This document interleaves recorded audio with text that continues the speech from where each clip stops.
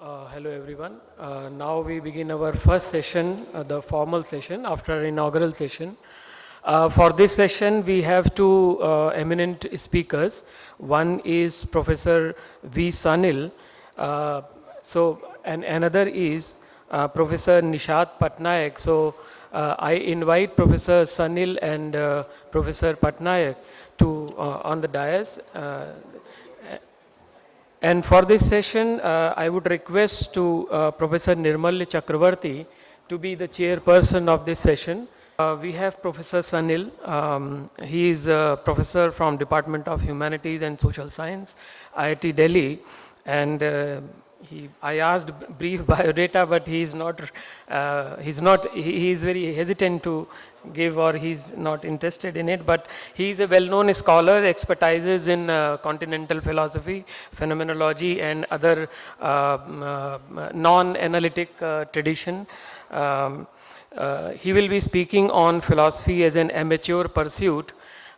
Before he begins his speech or lecture, we would like to request Professor Chakravarti, the chairperson of the session, to felicitate Professor Sanil with the token of appreciation and respect.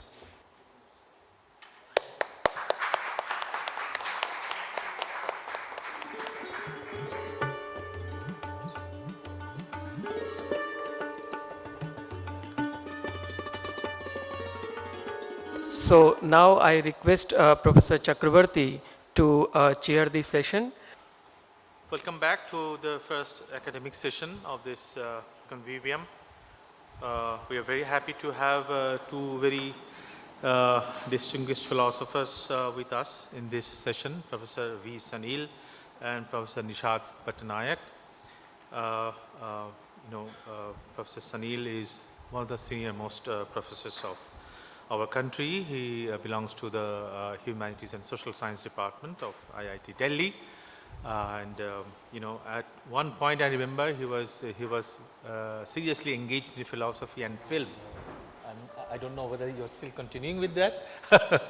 So he has varied interests. So without wasting any more time, let's listen to Professor Sanil's presentation. I would like to request all the speakers in this session to confine their presentation within 30 minutes so that we can spend 10 minutes or so for the question answer session. So Professor Sanil, please.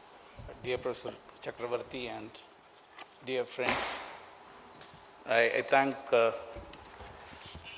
Professor Sharad Deshpande and Professor Harish and the department for giving me this opportunity to be here. And it's a great privilege to be in this function where we are sort of celebrating Indian philosophy quarterly, because as Professor Harish said, many of us published in IPQ where there was no mandatory requirement to publish. Where we published because some friends insisted on publishing or some adversary challenged you to publish, but there was no requirement. And couple of years ago, somebody asked me to write a contribution on one of the Pune philosophers, Sundararajan's contribution to Indian phenomenology. Then I had an occasion to go through the old issues of IPQ. And I was very surprised to see the originality, warmth, and relaxed nature of the publications there. Because they were original in the sense, many of them were not in a hurry to address the contemporary situation in philosophy. People wrote on things because they are genuinely bothered about this. And as Professor Sharad Deshpande indicated, we can't say that those early papers were subjected to, as we saw, predatory reviewing as it is today, right? It is very surprising how we could have such original contribution without this so-called rigorous reviewing. This reviewing seems to be the myth of today's academic publications. It's interestingly, science is getting out of rigorous reviewing.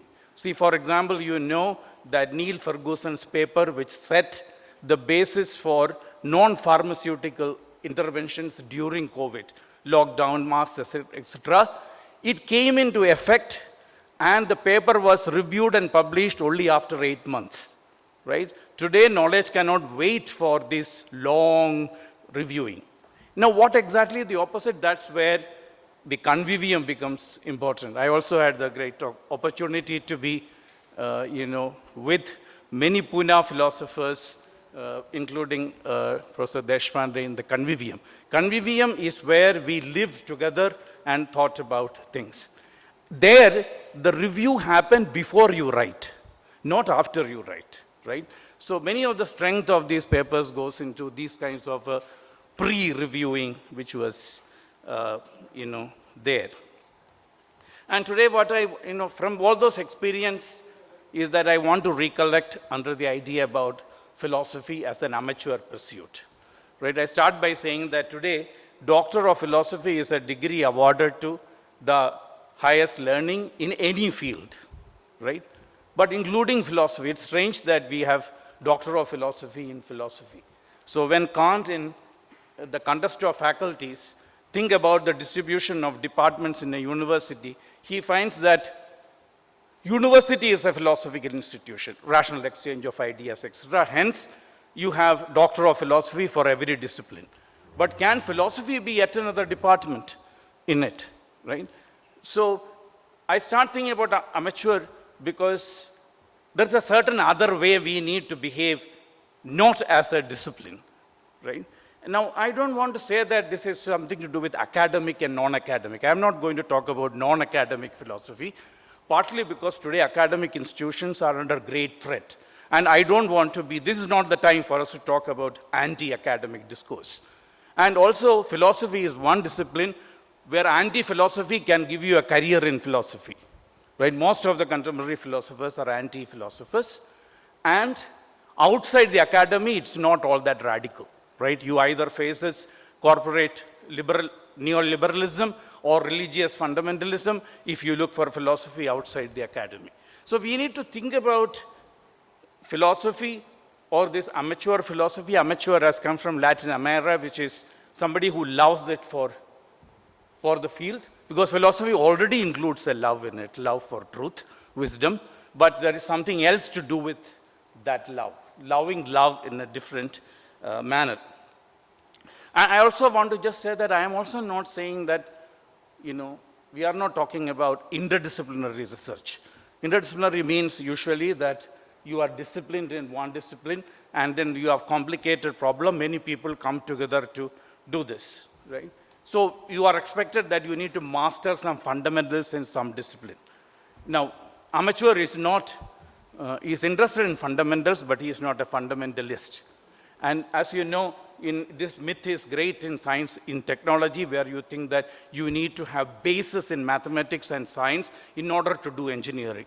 As you know, great engineers and in engineering pedagogy today doesn't believe in it, right? You go and take up science and mathematics as and when you need it, right?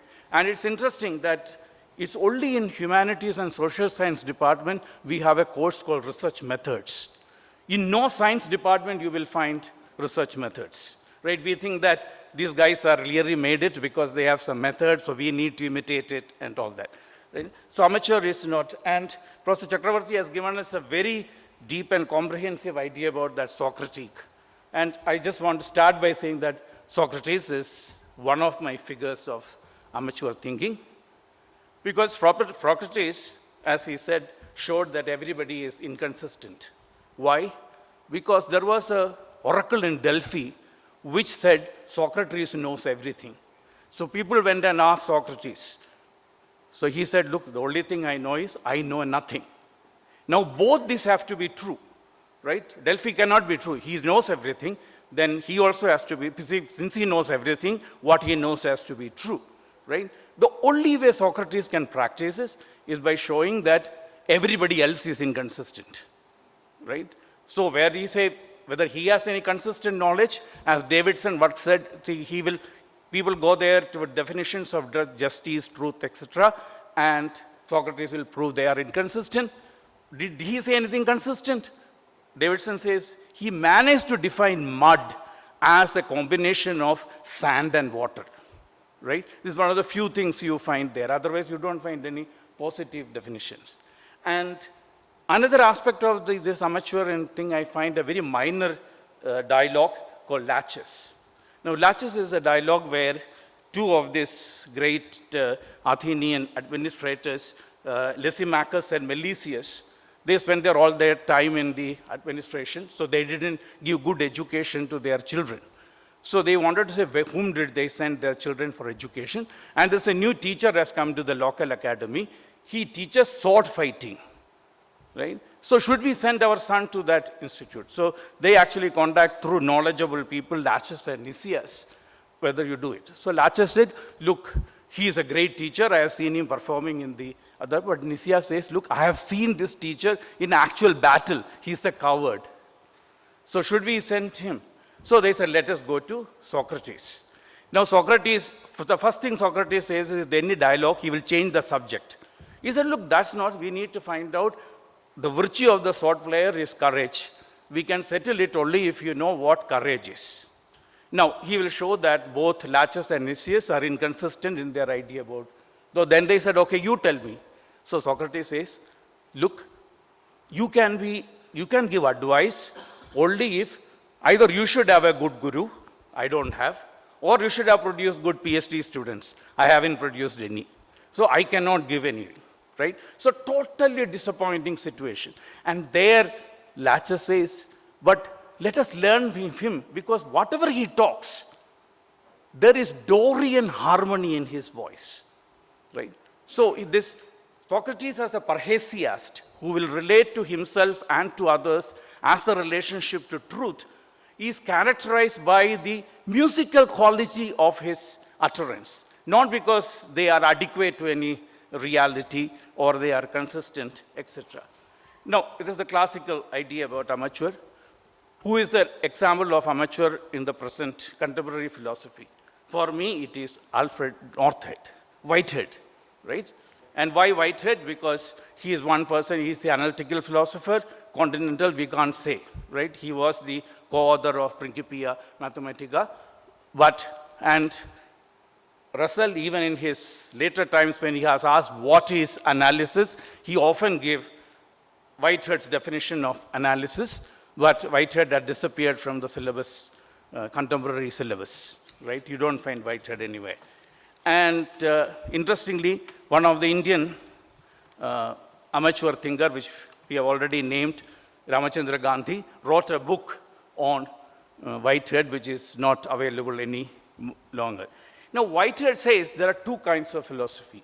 One is speculative philosophy. That is what creates consistent discourses. Now, another is the amateur pursuit as philosophy is philosophical assemblage. Like when you enclose something into a consistent thing, you need to leave out certain things. Now, you need to find out gradation of these left out things and make them work in relation to this consistent whole, right?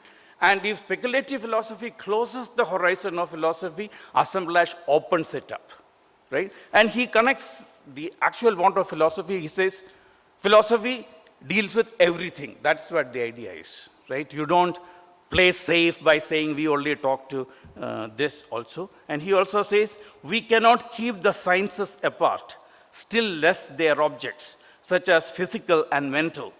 It is almost childish to attempt. The thing is to cut across in new ways. Get your religion into your physics and your physics into your aesthetics. Now, this is what amateur does. You know, he just get the most unexpected things into it. And metaphysical inquiry is open to the surprises presented by mystic experience, novel mathematical discoveries, and shock of aesthetic creations.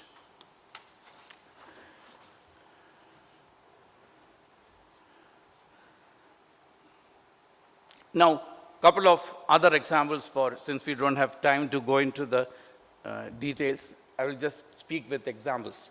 Another example is, for example, you know that Einstein didn't get his 1922 Nobel Prize in Physics for contribution in theory of relativity. He got for his work on photovoltaic cell. Why? Because a certain philosopher from Paris made objections to his theory of relativity. Nobel Committee cites a philosopher was instrumental in not, that was Henry Bergson, right? That was the time. Bergson was a philosopher. He is indulged in something in physics, and the Nobel Committee has registered it denying it to him, right? But he was not a philosopher of science. That's how today philosophy will deal with science, philosophy of science. And you know, Richard Feynman once said, philosophy of science is to science what ornithology is to birds, right? So he didn't. He actually catches it from something. Now, you know, in contemporary philosophy, there are things like, in quantum physics, you have things like uncertainty, you have things like strings. You ask a physicist, are they real? They said, look, we are not interested in they are real. That is left to philosophy, right? So amateur comes with the two things. We have nothing to do, left to somebody, right? Amateur philosopher catches a question in between these two. Now, you take Descartes. Descartes is the father, you know, I think therefore I am, and proof of existence of God. But while doing it, he also fathered a school of geometry, analytical geometry, where he shows the correspondence between algebra and numbers. Now, this discovery didn't make any sense to contemporary mathematics then.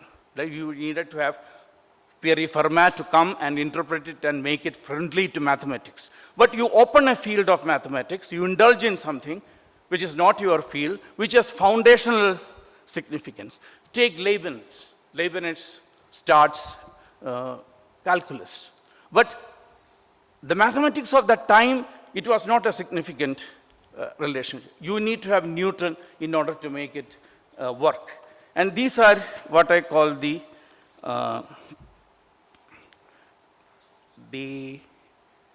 amateur contribution. That is, you intervene in situations of knowledge, but not in terms of the categories by which that knowledge makes sense of these situation.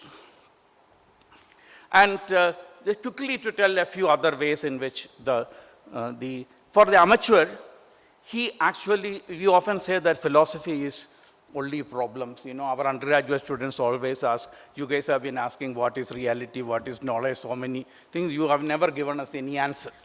And we try to always excuses. But the amateur faces the idea that philosophy is an activity of problems, right? Problems are not absence of solutions, right? It's not like a problem indicate an area where there is an absence where a solution has to come and fill it up, right? And problems are capable both true and false. There are false problems, and what the solutions answer, solution attain truth when it responds to a problem which deserves an answer. There are whole kinds of problems which don't deserve an answer. For example, if you look at philosophy, history of modern philosophy, there is a problem of induction.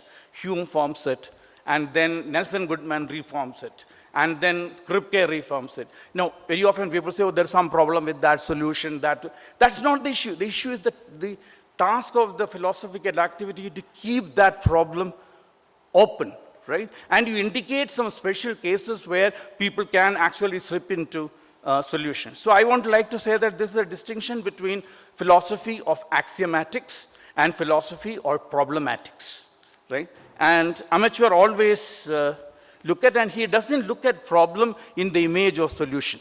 We have the tendency to look at what's a problem. We often think that it is that which indicate the place where the solution occurred. And in Kant, you have antinomies, right? What is Kant's major discovery is to say that the correlate of an idea, not a concept, a correlate of an idea is a problem, right? That's where Kant's great genius lay. And in that sense, for an amateur, what he is concerned with is not about errors or illusions. He is concerned with stupidity, right? That is his task. What is stupidity? Stupidity is false problems, right? And our problematics save them from, stupidity. And two general operations of philosophy is that one is formalization. You say something and you say some other statement can be uttered about that statement. Other is interpretation, right? you say something, there's a real meaning is hidden behind it, right? So this is, one is formalization, other is interpretation. And they always, you get a statement, you say that the real point lies in something else. But amateur is hell-bent on the fact of knowledge, right? No depth, nothing, no meta, it is the fact of knowledge, right? In that sense, every amateur, like Michel Foucault once said, I am a happy positivist, right? So it is, this is the murmur of knowledge. It's just the knowledge being there, right? It's not about its consistency, its interpretative depth, etc. And we can say that in that sense, amateur is reflective. For example, today we say that knowledge is constructed, etc., reality is constructed, very fine. But the amateur says, but what is the way in which I take this constructive reality as reality? What is the feeling of my feeling?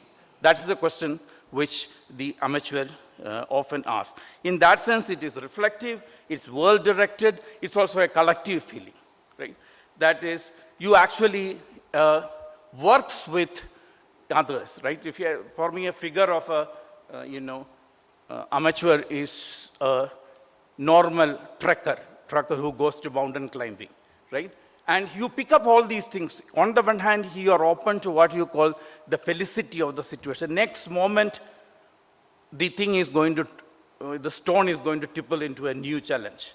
But you learn through friends, you learn through things, how to handle the absolute novelty of the situation. And just since we started with Socrates, I want to say that there is something in the Socrates tradition which really attended to this ability of thinking, amateur thinking. And that is what the Greek called the Metis, right? Metis means cunning of reason. Today philosophy doesn't talk about. Reason has an ability for cunning, right? And the real example is, it's a Homeric virtue. That is, Nestor is a great master of chariot races. He teaches people chariot races. And one of his students who is competing in the chariot race is Antilochus. Now, Antilochus has very weak horses. The other horses are really strong horses. Now, what Nestor teaches Antilochus, there was a very narrow turn in the race course. When it comes to the narrow turn, Antilochus sets his chariot across the road so that other big, smart, horses, they get hesitate, right? In fact, some of the great charioteers actually thought that this stupid guy is committing a mistake. But that moment when everybody hesitated, Antilochus goes against and wins this. Right? This is the ability of, this is a kind of willy intelligence. Plato will say this kind of intelligence of traps or deception, and also snatching the chronos, catching the opportunity at every point. It is something by which the weak triumphs over the strong. It is also the way in which natural outcomes are reversed. And it's also a way in which somebody deals with, like a trap setter. And, Plato will discuss this, and he is very worried about trap setters in his laws. One of the things is he is all the time worried about it. This is a very sophistic virtue.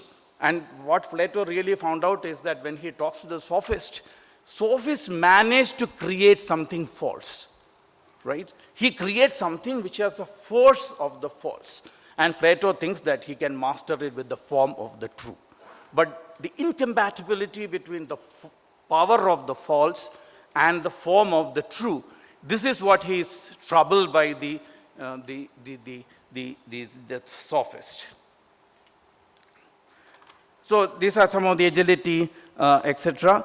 And another aspect of this Metis is technique. Metis is full of techniques, right? That is what thing. It's not method, but it is full of techniques, right? And this is something very for example, when Kant talks about what is the source of pure reason, which allow concepts and intuitions to come, he says it is a secret art of imagination, right? And imagination is schematicism. It schemes, Schema. Schematism is something which is scheming.